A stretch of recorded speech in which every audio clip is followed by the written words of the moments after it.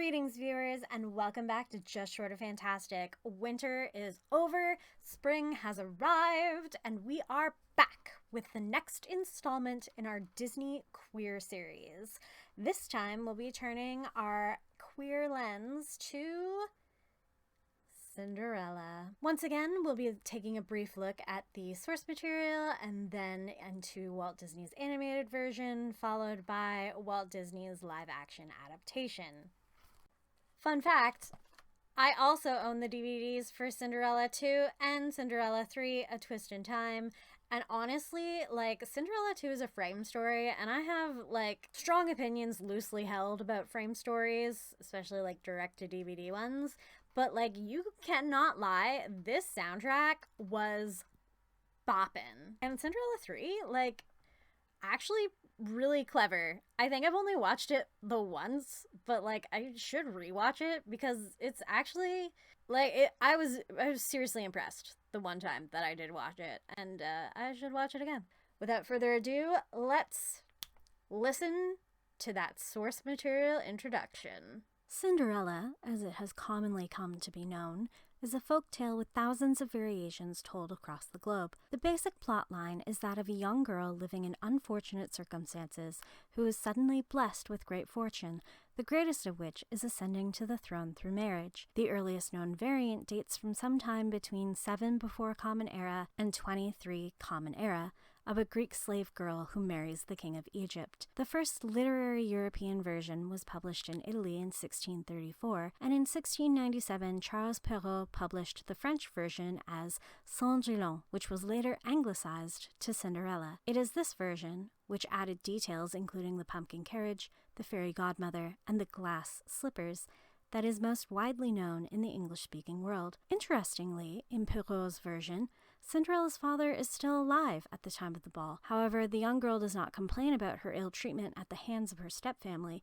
because her father would have scolded her for being ungracious. It is implied in the beginning of the story that his new wife controls him and the household entirely, and so he does not step in to stop the abuse of his daughter. In this version, there are 2 balls. Cinderella leaves the first without incident, but at the second she loses track of time and leaves one of her slippers behind in her haste to leave at the stroke of midnight. The prince reunites with Cinderella during his slipper hunt, and the stepfamily begs for her forgiveness. She grants it, and the 2 stepsisters are married to noblemen. They all live happily ever after. As we saw with the Snow White fairy tale, the story of Cinderella imparts a moral to young audiences, and Perrault's retelling seems to have 2 morals. The first moral being that beauty is a treasure, but graciousness is priceless, and the second moral being that natural advantages such as intelligence, courage, good breeding, and common sense are helpful to those in unfortunate circumstances, but even these may fail to bring success without the blessing of an outside entity. I find myself wondering why this second moral is often swept under the proverbial rug. In the early 1800s, the Grimm brothers published their version in the story Aschenputtel. The German version includes more violence. The stepsisters cut off their toes to fit into the slipper to marry the prince, and end up suffering terrible punishments at Cinderella's behest for their earlier abuse. This version also replaces the fairy godmother with a magic wishing tree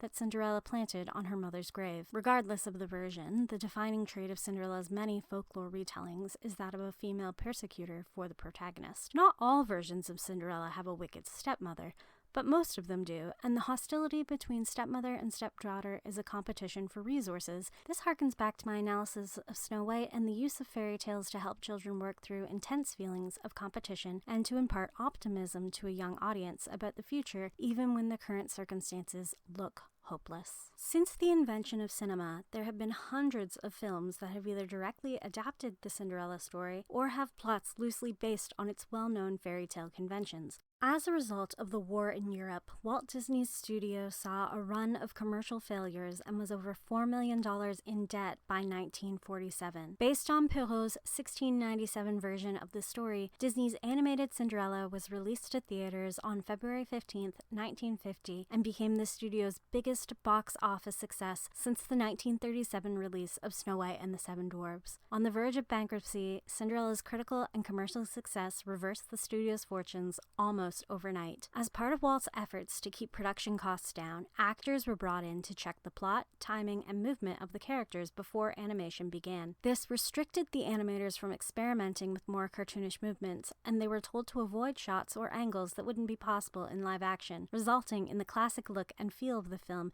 in contrast to Dumbo, which was purposefully animated in a highly cartoonish style. Cinderella was the fifth highest grossing film released in North America in 1950, earning $4.28 million for the studio. This financial success fueled Disney's film production throughout the rest of the decade, as well as making it viable for Walt to establish his own distribution company, enter television production, and start building Disneyland. Thank you, Cinderella. Critics hailed Cinderella as an artistic triumph, hailing it as a gentle retelling of the centuries-old fairy tale with touches of humor for a modern audience. The portrayal of the titular character and her romantic interest, Prince Charming, however, was received with mixed reviews. Many critics found the leading pair bland, especially in comparison to the vibrant animal characters. Despite the milquetoast romantic pairing, the film has had a lifetime domestic gross of $93 million and a lifetime worldwide gross of $182 million. Adjusting for inflation, the film has had a lifetime gross of $565 million. It remains one of the studio's most cherished films, and Cinderella one of the company's most iconic princesses.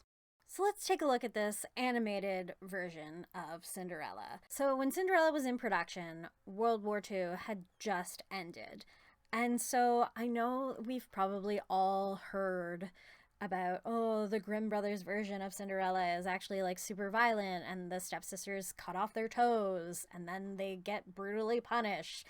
And like, yeah, that kind of seems more realistic and is a way more of a cautionary tale to young women pursuing the affections of a man.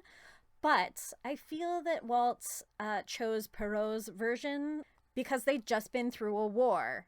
And so, and also it being Disney, they had a reputation. They didn't want all that violence and like the punishment to the stepfamily. They probably were trying to teach kids good morality and being like, you know what, like forgive people who hurt you, especially once you have been lifted into a position of like higher economic, political capital than the people who used to abuse you.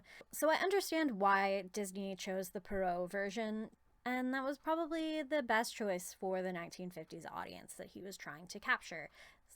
Also, given they needed to play it safe with this one because the studio is on the verge of bankruptcy. So it makes a lot of sense. Some of the things that I noticed on a rewatch of Cinderella, again, as with many of these movies, it has been probably at least a decade since I have seen the animated versions. As a child, we definitely had this on VHS, and then when DVDs came out, we got DVD. This is the Platinum Edition.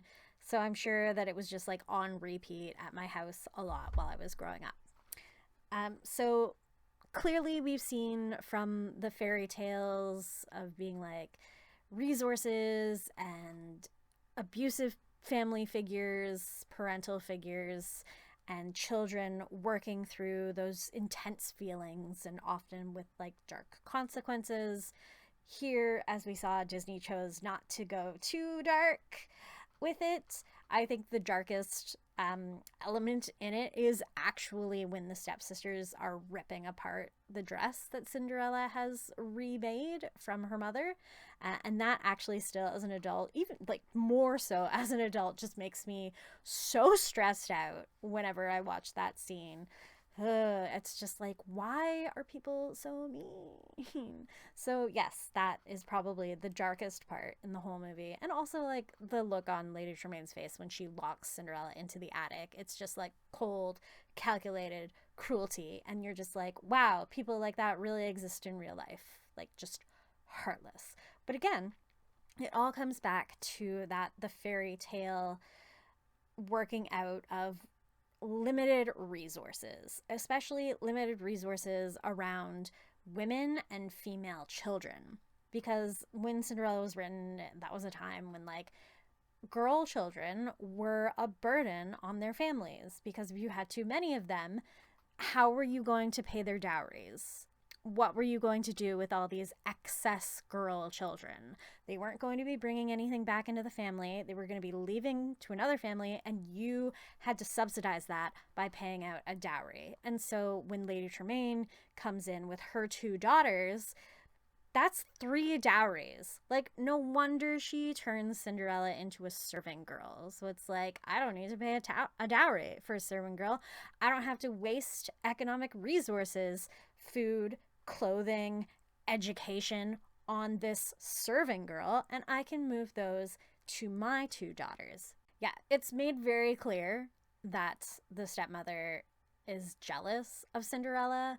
She even calls her own daughters awkward and like realizes that there's no competition. So like it makes total sense that she would turn Cinderella into a serving girl. That's just an economic decision. But in the animated version, Cinderella takes all of this very sort of saint-like. She turns the other cheek. She just does what her stepmother tells her because her father is gone. There's no one there to protect her. And she makes friends with the animals in and around her household, as one does if you're a Disney princess. And that's sort of her superpower, is to like keep her own peace. No matter what her stepfamily demands of her, lessening of her own future prospects, she does what she needs to do to maintain her peace. And she says in the first scene that we see her, she says, "They can't order me to stop dreaming."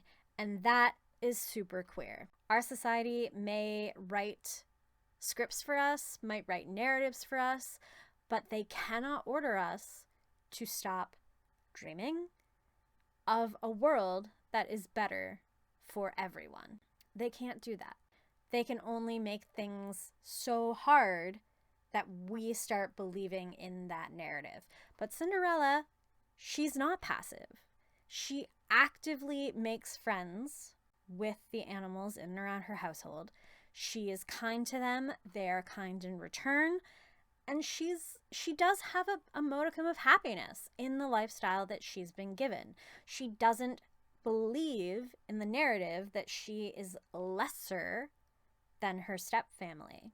She keeps dreaming. She keeps being kind. She works hard.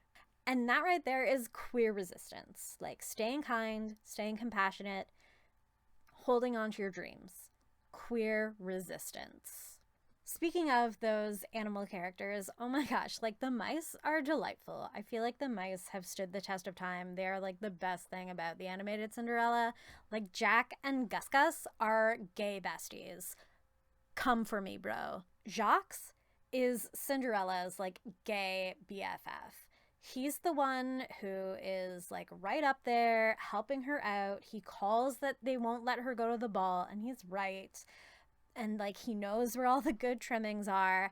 He knows what's up. And Gus Gus is just there for the ride, and they are delightful. But even though like Cinderella is a paragon of queer resilience and resistance, and Jacques is her gay bestie, there is a big part of this movie that is painfully heterosexual, and that is like the inciting incident of the king calling the ball for the return of his son, his only son, because he is lonely. The king is lonely and he wants grandchildren. So he's so lonely that he starts bullying his advisor, the Grand Duke, and demands that this ball be thrown for the return of his son for the express purpose of finding a wife to bear children. No regard for his son's feelings at all. Doesn't care who the girl is. During the ball, the king is up on his balcony looking out over these women, saying, "Surely one of them will make a suitable mother." What? The whole reason that Cinderella gets to escape from her abusive stepfamily and gets to have a wonderful evening and meet this guy, that is all because Guy's dad is lonely and wants grandchildren. That's See what I mean? Painfully heterosexual. However, when the fairy godmother sends Cinderella off to the ball, she literally says to her, dance, be gay. I mean, obviously it's 1950, so like we know that Disney meant it as like be merry, be happy, have a good time, but like I'm taking that. I'm taking that. Fairy godmother, dance, be gay. Going back to the stepmother, like she's not like overly villainous in the ways that we've seen some Disney villains. Like she's no evil queen from Snow White. All of her actions are economically driven and trying to like secure good positions for her own daughters. But like that doesn't stop her from being cruel. She uses her stepdaughters to do all of her dirty work. She insinuates that Cinderella has stolen things from them to make her ball gown. And so the sisters go and destroy the dress, which still gives me like heart palpitations to this day. And then once she realizes that Cinderella was the mystery girl at the ball, she coldly and cruelly locks Cinderella into the attic so she can't get in the way of her own daughters fitting the slipper and winning the prince. So not overly villainous, but like because it's so realistic and like you can understand her motives, I think she's a very scary villain. But here we come to the first moral of Perrault's original tale. So Cinderella is kind and hardworking and compassionate, and that all comes back at the climax of the movie when she's locked in the attic. She is asking her friends for help, and they do their best. Gus and Jacques climb all those stairs with the key to get her out, but then Lucifer is there, and he won't let them unlock the door. And so eventually Cinderella has to compromise on one of her key morals, being that we all have to get along and nobody should hurt each other. But when Lucifer is being such a little that he won't let Cinderella out, she finally says, get Bruno, who at the beginning of the film was harassing Lucifer. And Cinderella scolded him for that and was like, we all have to get along. Don't be mean to each other. But then when she finally realizes, like, this is her one chance to escape and pursue her own happiness, she tells her friends, get Bruno. And Bruno comes and chases Lucifer away, clearing the path for the mice to unlock the door and let Cinderella out. So all of that kindness and all of that hard work does come back to help her at the climax, which is the first moral. Be kind, be compassionate, and that will serve you well in the future. However, we do see the second moral being like good breeding, kindness, hard work. All of these traits are great and they do help you, but sometimes you need divine intervention to lift you up out of the abusive patterns that are put upon you by people who benefit from your unpaid labor. Cinderella would never have gone to that ball if not for her fairy godmother and the magic. I feel like we need more stories about that because I feel like, especially in the United States, a lot of the 1% is still holding on to that first moral, saying like, hey, if you're good and you work hard, you can pull yourself up by your bootstraps and you can lift yourself out of like economic devastation. But that's just not true. It happens for a very small amount of people. But for the vast majority, if we had divine intervention, if we had someone with magic, by magic I mean, money, in our capitalist world, we could be helping a lot more people raising themselves out of abusive patterns. We could be breaking cycles, breaking systems. So to quickly wrap up my thoughts on the animated Disney Cinderella, this movie is so hetero. It's one night, less than 3 hours of dancing, and the prince is ready to marry her. And keep in mind, like, It wasn't even his idea. He doesn't even know her name. The next day, he goes out, finds her, has her brought back to the palace, and then immediately they get married. Gotta have them babies. But, like, honestly, looking at this through a queer lens, the fact that they meet, have an amazing date, and then the next thing we know, they're getting married, that's like big lesbian U-Haul energy. Honestly, wouldn't be surprised. Like, if you switched out the prince with the princess, I'd be like, yep, totally tracks. Lesbian romance. Well, we've rambled enough about the animated version. Let's hear about the live-action adaptation. The continuing charm and success of the animated Cinderella makes it an obvious choice for a live-action adaptation. Development of the adaptation began in May 2010 after the box office success of Tim Burton's Alice in Wonderland, which had just been released. The Disney live-action Cinderella was released in March 2015 in conjunction with their animated film's 65th anniversary, and it grossed $543 million worldwide. The film was praised for the performances and visual style of the live action, and critics were pleased that it remained faithful to the animated original while introducing new elements that would appeal to a modern audience. Many critics called the film an upgrade on the original while maintaining the splendor and charm of the fairy tale. Critics were especially pleased that the adaptation was nearly free of self-comment and entirely free of irony. Some critics have gone so far as to claim this to be the only Disney live-action adaptation that works, set apart by its strong storytelling and character development, production design with limited use of CGI, and an exceptional cast delivering stellar performances in a movie that is more than a mere remake of the animated original.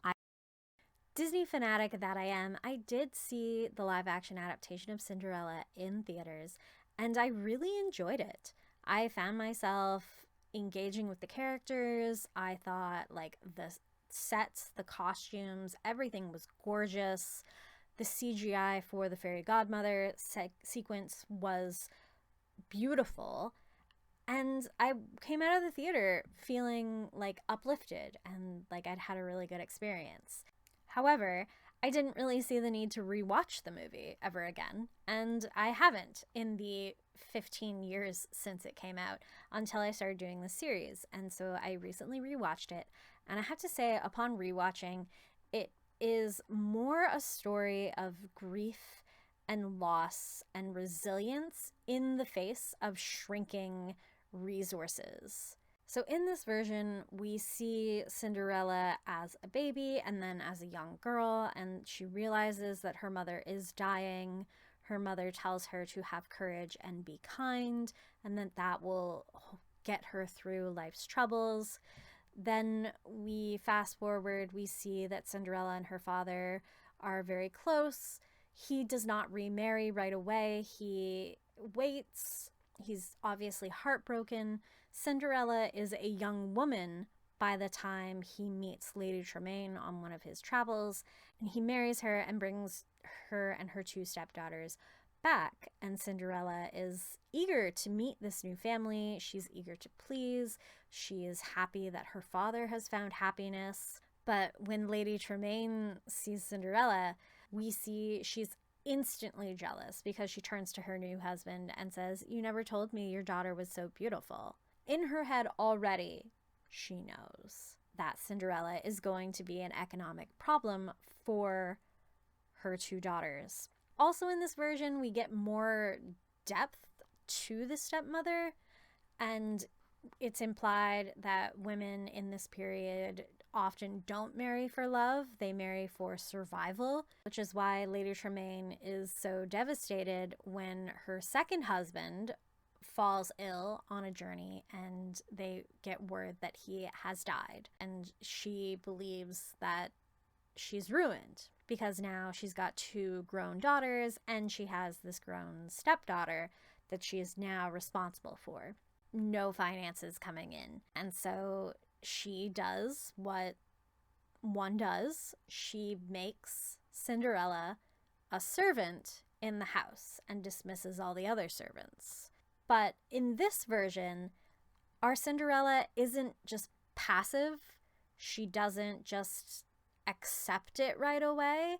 The first time that she realizes that they're trying to make her into a servant and denying her rightful place in the family, she takes a horse and she runs. And the only thing that stops her is actually she runs across the prince's hunting party. She doesn't realize it's the prince because movies.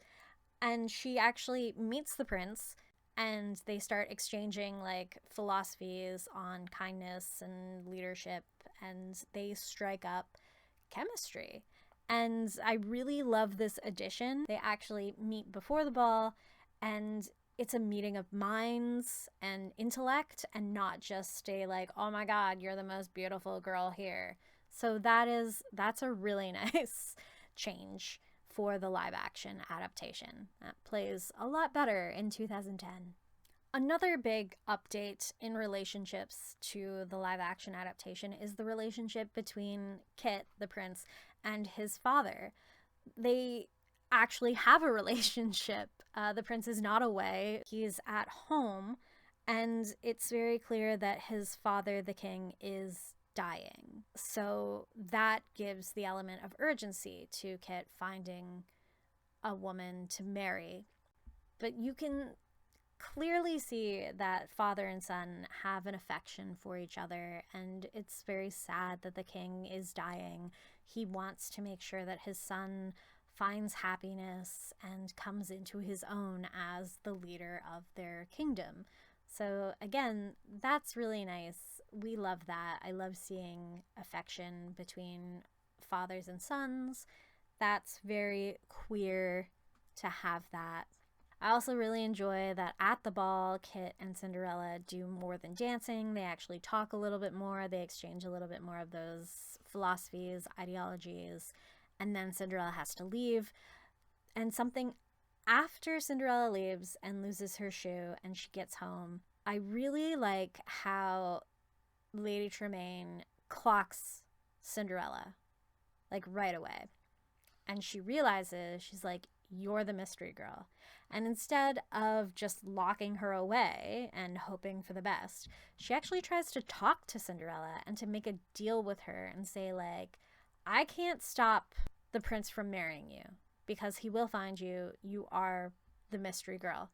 But what I can do is make it so that when you marry the prince, you will put me as the power behind the throne, and you will also make advantageous marriages for my two daughters. So she tries to use her power over Cinderella to strike that deal. But Cinderella, intellectual and independent that she is, realizes that's not freedom. She would still be under her stepmother's control, and she refuses.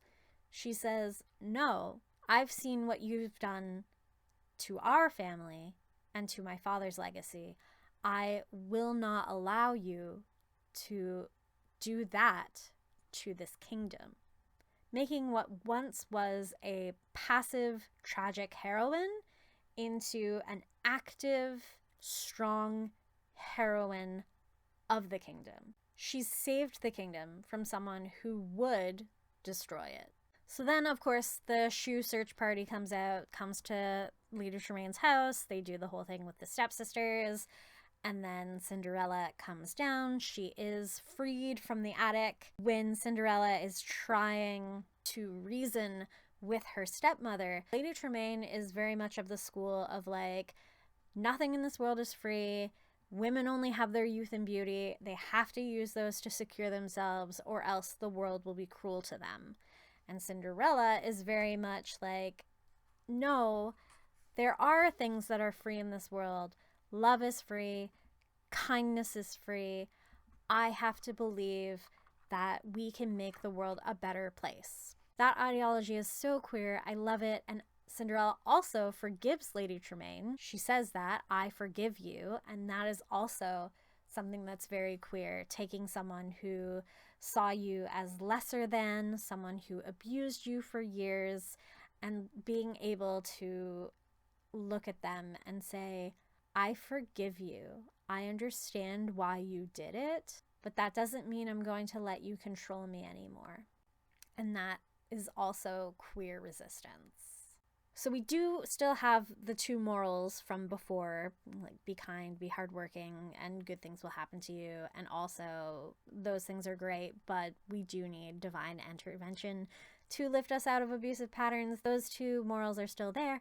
And in the ending narration, they kind of wrap them together and give Cinderella's character more depth by saying that Cinderella is a person who sees the world not as it is, but as it should be if you believe in kindness, courage, and magic.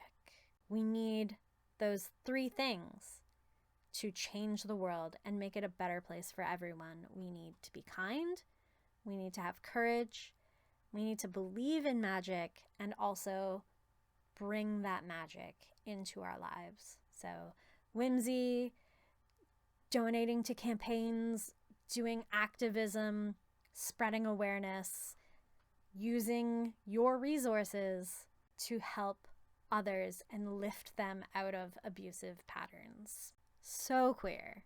Honestly, when I was thinking about Cinderella, I was like, what am I going to say about Cinderella? Like, I don't have anything to say about Cinderella, but like, surprise! It's actually super queer.